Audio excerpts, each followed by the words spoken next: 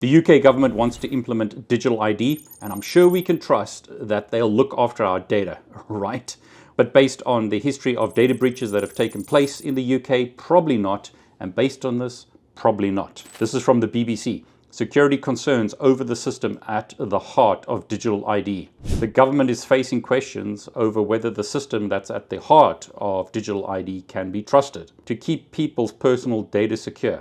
The government is talking about one login, which is a single account for accessing public services online, which the government says more than 12 million people have already signed up for. They say that by this time next year, 20 million people will be using it. But let's look at some of the major problems of the system. We have this veteran civil liberties campaigner and Conservative MP, David Davis, who has raised concerns about potential flaws in the design and implementation of the system that could leave it and the new digital ID scheme vulnerable to hackers. He says this is worse than the Post Office Horizon scandal, which is a massive scandal in the UK, where people committed suicide because they were wrongly pursued by the Post Office for fraud.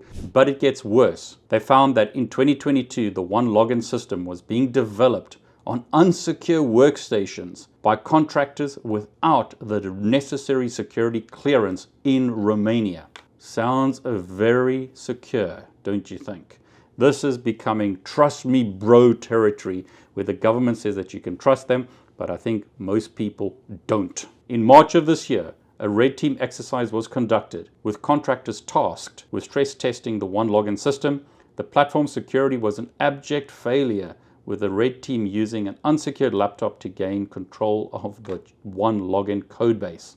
Sounds very encouraging, right? There have been so many instances of data breaches from the UK where information has just been published online. A recent one from the Ministry of Defence, as an example, had details of Afghans being resettled in the UK, and the information was lost in a data breach by a subcontractor. What the UK's worst data breaches say about the government's plan for a digital ID system: they mention the Afghan data leak. A defense official inadvertently leaked the personal information of 19,000 Afghans, as well as 100 British officials, including members of special forces and MI6. The moral of the story is that when governments and organizations collect huge amounts of data about us and put it in a centralized database, that data is most likely going to be hacked at some point. Very worrying to see that our data is being collected like this, and that red teams were able to attack the system and do things already. I'm not sure I can trust the trust me bro, your data is safe